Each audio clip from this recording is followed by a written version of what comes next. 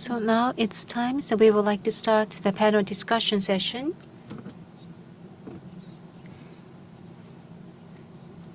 Including myself, we had a talk from 4 people. And there were some leftover questions. So we would like to first ask those questions to the panelists. So first, this is the question to Dr. Darch. So the blue university library and red library university. So is there any characteristics as one university is more skewed towards STEM and the other towards humanities? Right, okay, thank you for the question. So Blue University Library is very much a multidisciplinary, Blue University is very much a multidisciplinary university. So it covers kind of the full range of academic subjects, including the arts, sciences, humanities, social sciences. And Red University is more renowned for the sciences, I would say.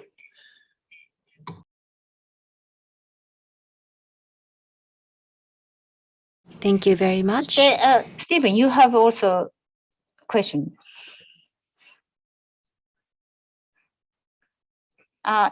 Any AI tools you recommend about HathiTrust? All of them? Yeah, we try everything. Students come to us with different ideas. They've learned something in class, or they've seen a paper at a conference, and they try and bring it and say, hey, let's try it. Let's try these things. So we tend to use that scikit-learn and notebooks a lot. And whatever plugs into that, we use it quite a bit. Does that answer the question? Yes. Yes, thank you. Then moving over to Professor Tomiura. So I think this is a question to you, Professor. There are 3. So I would like to ask you to answer them. So the first one is that, is there any designated format of the data file? No, there isn't. So the text numerical things, that's something that you're just putting in. So are you talking about at the time of the storage, not the survey? Well, at the time of the storage, there is no specific file format that we are asking you to have. But if that is a very large size pictures or the images, then you might hit the ceiling. Thank you very much. And there are 2 other questions for you. So looking at the policy explanation on the Kyushu universities, there are 2 questions that I would like to pose you. The first one is that DMP, even if it is a grants, in other words, without having the request from the funding institutions, do we need to create a DMP? And the second question is that, what kind of a discussion did you have with regards to the association and the management after the changes of organization? To answer your first question about DMP, in case of Japan, it is the one that the Japanese funding institutions make a request. But at the end of the day, in terms of the enhancement of the governance between the university and researchers, what kind of a data will be used and how those are managed? This DMP is considered to be a tool for the communication. So if you're receiving a public money, then we are going to be asking you to submit this DMP. And what was your second question? So about the association and the management after change in organization. That's a difficult question. In Japan, whom the data belong to, that there isn't any shared understanding of that. And probably the university, well, there isn't any ownership of the data, but university, well, if that data becomes the IP, and then the university is the one who is going to be the owner of that IP, but the data itself, university would like to claim the ownership of it, and the researchers themselves may think that those data belong to them as well. So I think the understanding might be different from culture to culture, so we don't have any definite answer to that. So probably per project or per department, if necessary, you have to discuss ahead of the project. If not, still you need to have the conversation to determine who owns that data. But if as long, so the importance is to manage the data properly. So that's the basic rule or the rule of thumb of creating this rule. Thank you. So this is not the blank question, but you mentioned about the ownership of data and authorship of data and ownership of data. I think that this is something that maybe similar discussion is taking place in the United States as well. So can I ask the two of you to give us some comments?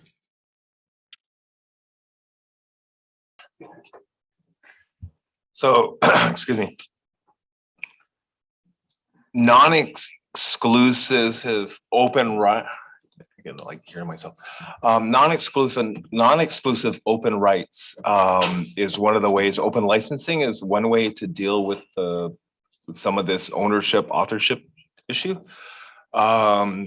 When in one of my Mellon grants, that's literally what it says, that when we accept the money from a private foundation, this is a private foundation, is that we grant the foundation non-exclusive perpetual rights in the data. It's still our data, but the funding agency has that, they can do whatever they want with it. So that kind of thinking, I think, is a way to go. I mean, we still own the data, but the foundation can do what it wants with the data also. I am a big believer in authorship attribution. In the scholarly world, that's how we get paid, right? That's we get promoted, we go to conferences because we write papers and we get credit for our scholarly work. I don't know if you noticed in my slides that we have official DOIs for our data sets, right? We would like people to cite that.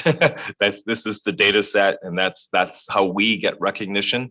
That's how the HathiTrust Research Center gets its recognition for doing its job, and so on. So that's part of any kind of, I believe, data management strategy is to give credit where credit's due, especially to the scholars that created the data, for performance reviews and so on, and findability. It also helps other people find the data when you make reference to it in a paper and so on. Go to this DOI and then here's the data. So yeah, so authorship, I'm a big believer in open license, non-exclusive licensing of the data is a way to make sure it's open and so on.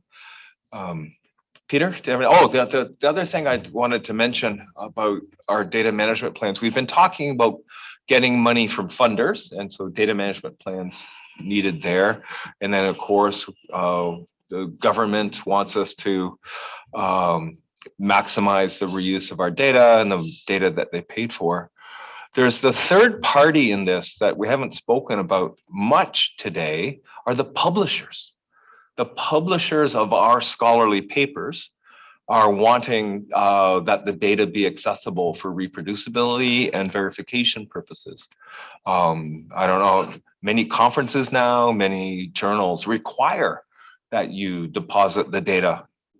And the other players in this equation, so you have the publishers, it's also the scholarly societies. that typically might control a publication or a conference. They are also very keen on not only open access papers, but open access data as much as possible. So that's all part of this world. I know that at the University of Illinois, our great leader at our research data services, Dr. Heidi Imker, part of her job is actually matchmaking. It's not all about just keeping the data in Illinois. It's finding out, oh, you're a biologist. There's a good data service for biology information over here. I'll help you get that information there. Here's an astronomy service, so we'll help you get astronomy data over here. And that's all part of proper research data management. So does that answer the question? Good. Thank you. Yeah, sure. And sort of building on that a little bit as well. So talking about, for instance, citing data sets. So another strategy are data journals where people that publish research papers can then also publish data sets, or they publish papers about their data sets in which they present a data set or multiple data sets and talk about the data sets. And that can be very useful, not just for citing, but also for facilitating reuse, because they provide more context about how the data were collected and how to interpret the data. Because it's not just about making the data set accessible, but it's also about fostering trust in the data set, so that the reuser can actually trust that the data was collected using appropriate methods, for example. I think the other kind of the flip side as well is also, we're talking about sort of data ownership. Researchers are often very reluctant or anxious about making their data open because they're worried about losing the rights over their data. And so that's something that needs to be balanced, not necessarily publishing data immediately, but maybe having a time period where they can publish, say, a few papers from the same data set and then make the data set available. So, I mentioned in my presentation that I also did research with researchers that study microbes in the seafloor, and the cruises that they go on. It's this big international organization, the International Ocean Discovery Program. Japan is a massive player in the IODP, and the IODP makes rock samples available to scientists, and the IODP says that the researchers have to publish their data sets, but it gives the researchers, I think, a year before they have to publish the data set, so that the researchers can publish articles first. So there is that as well. So that's something else to think about. It's not, in terms of sort of ownership, balancing openness with the researchers who collected the data in the first place. I'm going to add one more thing about the importance of research data management and data in the new scholarly enterprise. So my first research area as an academic was music information retrieval. And one of the problems that we had is we had no common data sets to work on. Everyone was just collecting a little bit of data off their laptop and running very small experiments. One of the leading researchers in the music information retrieval area actually is from Japan. He's Dr. Manzataka Goto up at Tsukuba and ACE. Am I saying it right? Well, the Science Institute up in Tsukuba. And one of the top cited papers in my discipline is his data set. It became the gold standard data set against which everyone did their work. And it's really important if you look at all the different disciplines, to do compare and contrast studies, you need common data. And all part of this, it's really important that we provide opportunities for common data sets to be available and usable. Even if people are not publishing against a data set, they would like to run their experiments against data for which they know results from other people to see, oh, I guess my algorithm's not so good. I'm not going to publish on it. So it's really important to think of data as this common ground resource across all disciplines. And it's data itself is actually valuable in that sense for scholarship.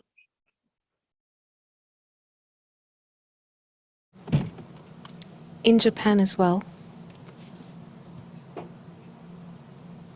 there is a several years embargo period, and then it is opened.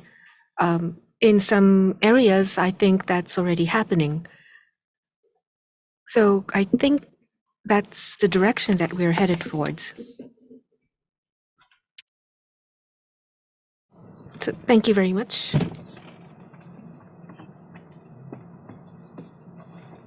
So for the questions that we've received, I believe we've covered everything. So from here on, I think we can go into our panel discussion. And once again, if there are further questions, we will be accepting them.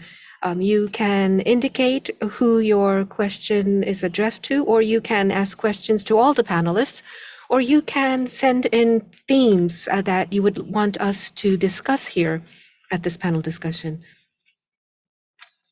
And so for the people online, you can send them in through the Q&A box. And if you are here with us face to face, you can just raise your hand and ask your questions or make comments.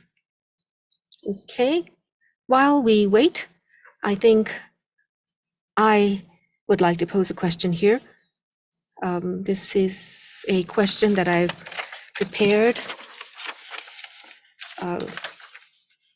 And so for research data management, I believe that should be handled by the researchers. And in the United States, for the two people coming from the United States, if you can give us some examples where the supporters of research data management, what kind of support is it that you are seeking from them? For example, you talked about Heidi Imkar and the RDS service in the library. Have you ever consulted them? I believe you are both at iSchool, so I believe maybe you may be handling and managing your data yourselves, but through your experience,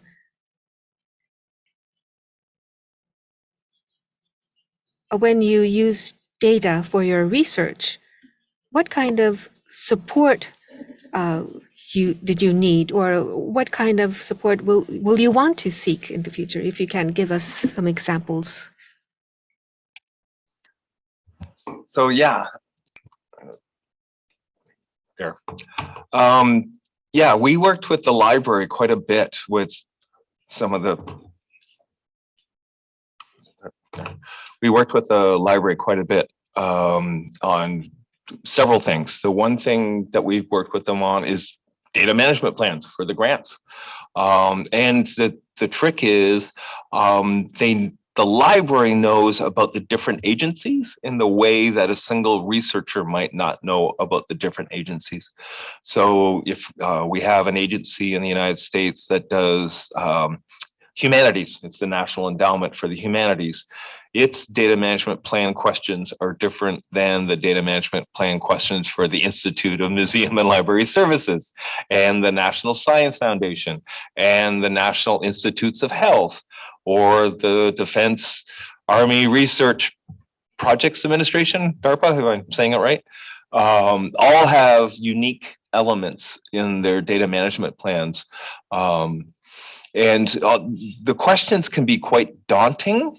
The actual layout of the requirements. Sometimes you don't have to answer all the questions. Like, like I don't know right now is sometimes appropriate answer, but it's getting the guidance from people like Heidi and her staff saying, okay, this one works. Here's some examples that we've done in the past that were funded and successful, or we got questions about, and we fixed. So that was very, very much coming from the library. The other aspect that the library definitely helped us with is our work with mathematics librarian Tim Cole, who's a metadata expert, how to get our DOIs, the DOIs and things like that. We also have an information repository where we put some small things rather than big data. We put smaller things in our information repository, and then that creates a metadata record for use and gets access. The other side of it too, that in consultation, the reason that we picked JSON as one of our formats was in consultation with the library staff about what format might be the best one for uptake. And making sure that you can do it, and documenting things is better. We create documentation pages for our data sets. So each one of our data sets comes with a wiki page about what each field stands for, how it was generated, what tool was used to generate it.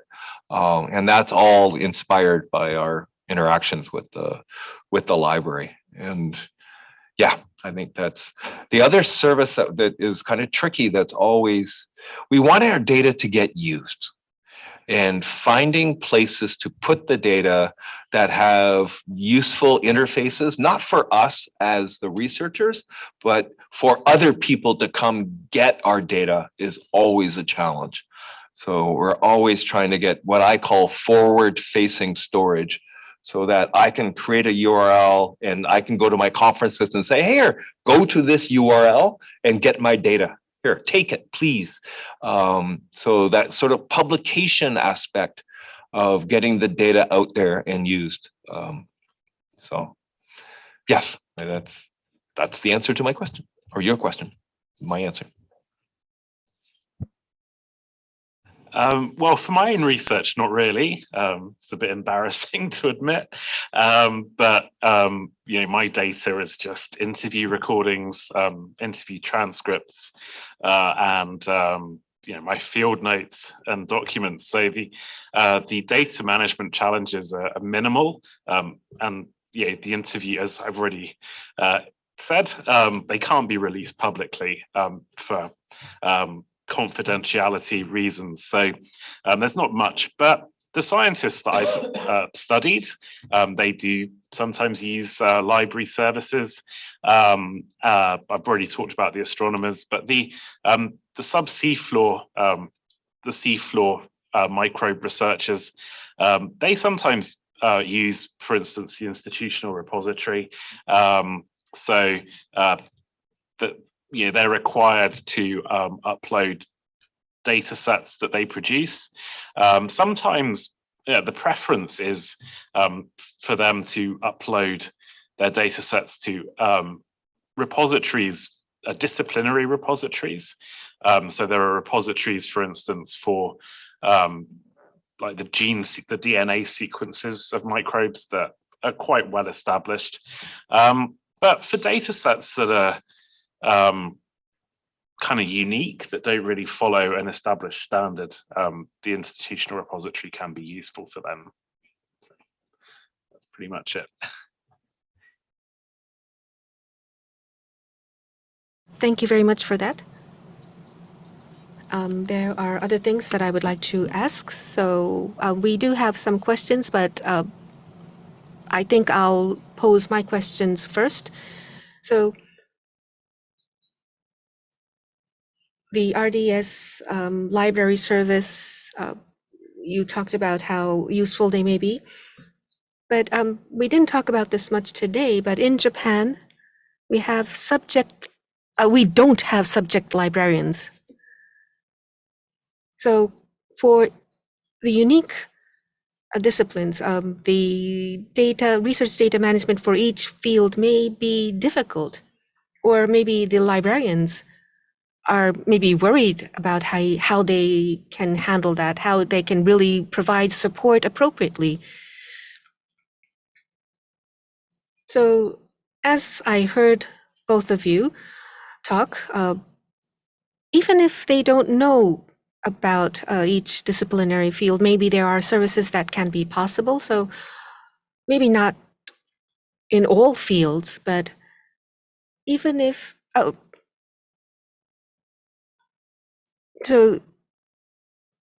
data management services that need the specific knowledge of the field, and maybe there are others that don't need that specific knowledge. If you have any ideas or any experience in that way, if you can give some examples.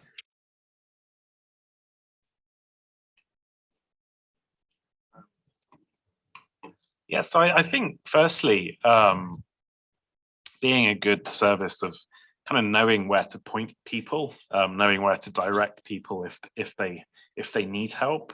You know, if a researcher comes to you as a librarian and you don't know yourself how to help them, but you do know who they can go to, that can be very useful. So for instance, the Digital Curation Centre that's based in Edinburgh in the UK has a lot of resources for research data curation. So being able to point being able to point researchers in that direction can be very useful. I also think another thing that's very important is communication with the researchers about what they can and can't expect. This was certainly a big issue in the example of the astronomers. So there was one, so actually Blue University Library took on the task of what was known as the help desk. And the help desk was designed to be a service where astronomers would come to the help desk if they had queries about the data set. The Sloan Digital Sky Survey leaders expected the help desk staff to be experts in astronomy and to be able to answer the questions of the astronomers. But the Blue University Library actually set the help desk up as a triage service. So it was much more sort of, it was a non-expert service. It was more about directing people. And there was, and that was actually where the Sloan Digital Sky Survey leaders felt quite frustrated because there hadn't been the communication about what to expect, you know, that the service would be. So I think just being very good with communication about what researchers can and cannot expect from a research data service is very important in that respect. And managing their expectations.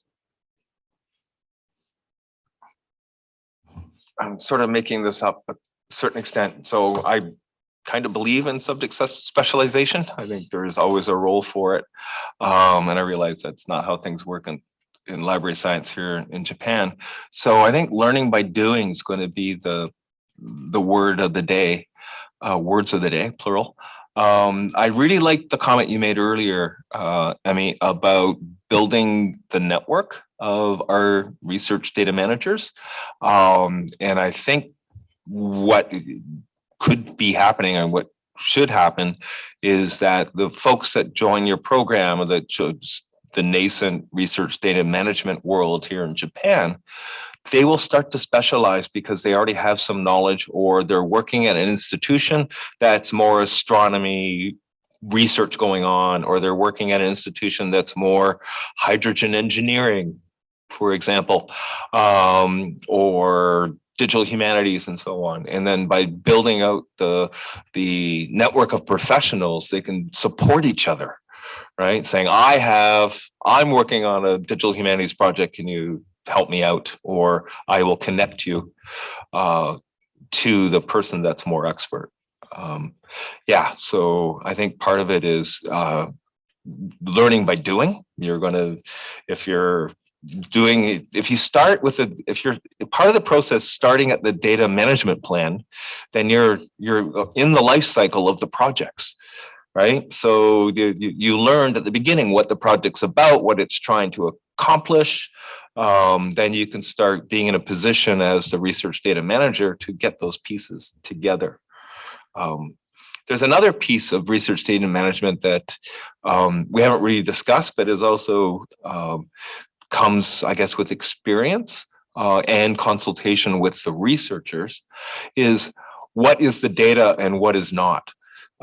There will be a definitive data set that always seems to be associated with a paper, but there's lots of other stuff, that preliminary experiments, notes, all that other stuff, sort of your administrative, along the lines of the administrative thing that Peter was mentioning with his red and blue universities.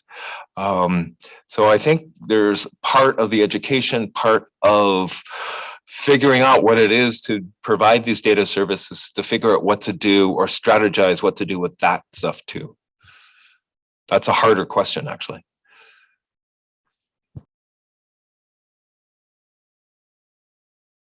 Thank you. So listening to both of you, I think you're making very encouraging comments. Thank you for that. Thank you. So we do have additional questions. So let's cover those questions. I think this one is for Professor Tomiura. Are you looking at that? Let me read this out. You talked about Kyushu University's researchers' storage. This has been quite interesting. We are a very small university. It looks very difficult to do the same because we are very small. But are we pressured? Are we obligated to provide environment for research data management? We use a supplementary budget to introduce this storage system. Yes, it's an expensive system. So at Kyushu University, we have a challenge to maintain that on a regular basis, especially when we want to support long-term storage. Storage system will be obsolete, so we have to migrate from the old system to a new system. How can we ensure sufficient budget for that migration? It's a major challenge. The best possible solution is the national government helping us because they are promoting open science. We would like to receive national budget. The national universities, national research institutions should be able to receive that budget, although I do not think it's likely. And possibly beneficiaries could contribute, especially if it's a public storage, if it's publicized or made open, users will be the beneficiary, but it's very difficult to charge the users for the usage. And long-term storage would give us another challenge. While we are receiving the grants or the subsidies, we could spend that. But after the service provision, if we are still obligated to maintain that data for a long time, it will be very difficult. So I can't really give you an answer. It's a very difficult problem. We are in a very difficult situation. This national government is helping. I think it's the Australian case in Melbourne. It's a major university there. They will disclose data. If companies utilize that open data,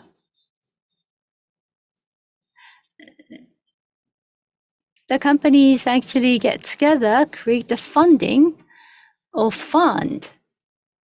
It's a one possible financial source of maintaining the system. Thank you. I have no idea what the actual state of the art is in Japan right now, but one thing that I find very successful in the United States are library consortia, where libraries with common problems come together to create a service. That's the Hadi Trust. They came together to create the service, and it's subscription to the library. So the libraries pay into the Hadi Trust in proportion to the number of books that they have in the service, and the University of Michigan takes care of it, and it's there, right? So even small universities can be a member of the Hadi Trust.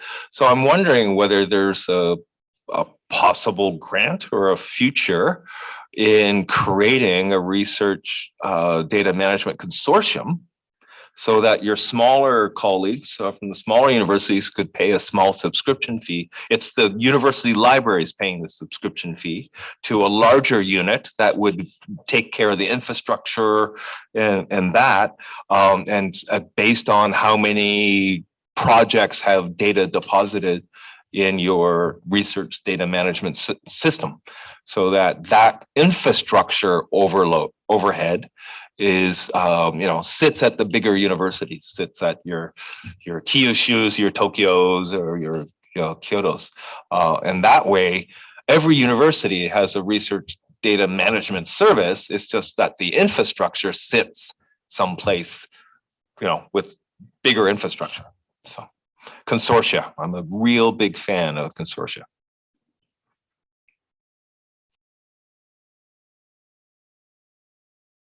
Thank you.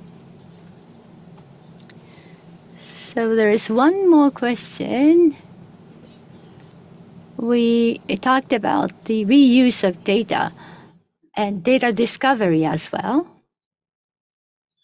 So this question is about the comprehensive search system of research data. And he suggests that this is going to be a major challenge in Japan. So any thought on this? Any observations on that? The example is given here. There is Shiny Research. This is the academic database in Japan. There is the research data category in there. But the detailed metadata is not given for the image data.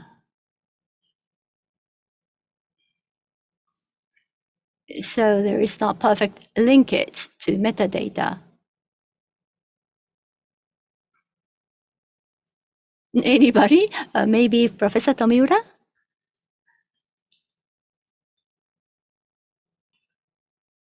I don't know about the metadata for the old image data, but Shiny Research, Gakni RDM and this are linked together. Metadata can be collected. The original idea is to use that metadata to make the data searchable, although it's not successful as of today. But eventually, research data will be searchable when they provide more metadata, more rich metadata. As of today, though, it's very difficult to search and find Japanese research data. In overseas, if you use Google search or Scopus 4 included,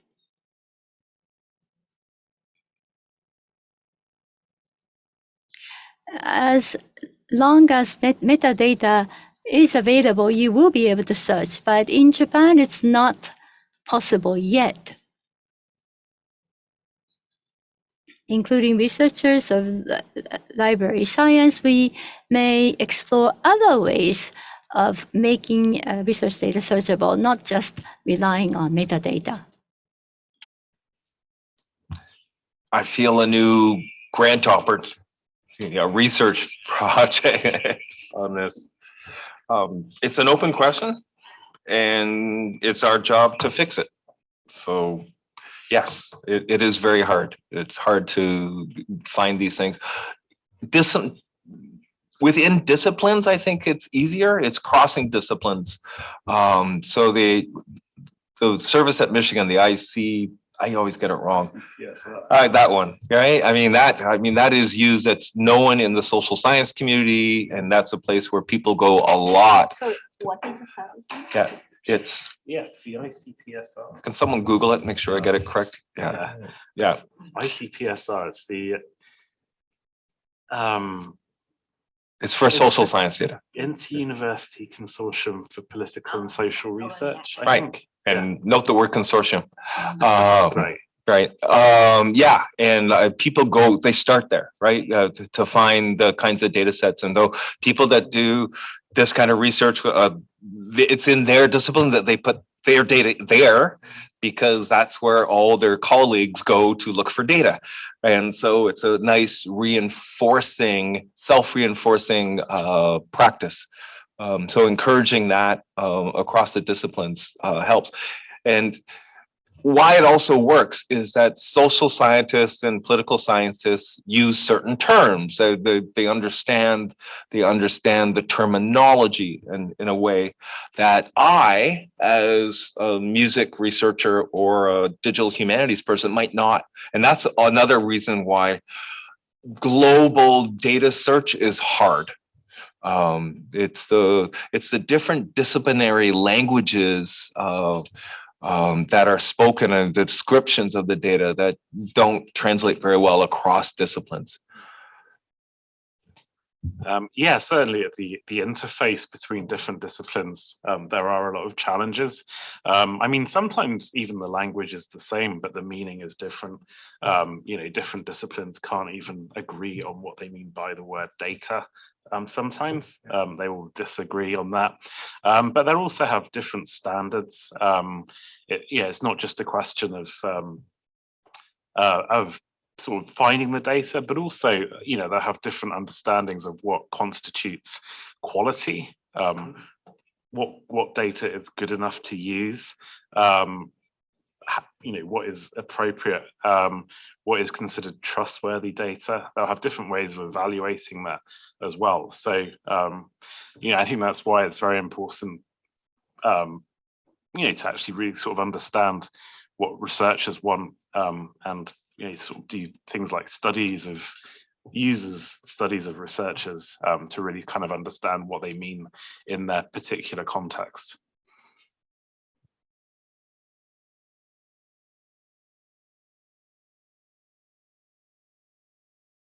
Thank you very much.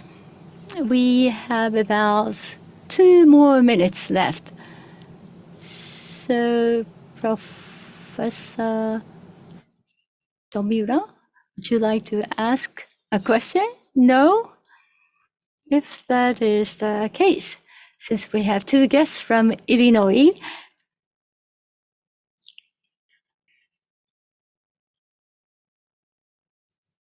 I think you may have learned a little bit about the current status in Japan.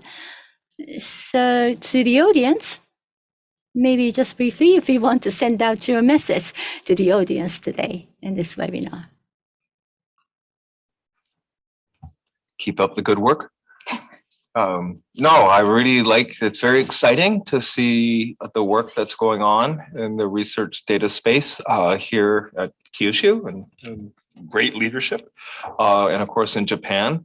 I think it's very exciting to see how thoughtful all this, how you're approaching it so thoughtfully, and adapting it to the uniqueness of the Japanese research world, because one size does not fit all.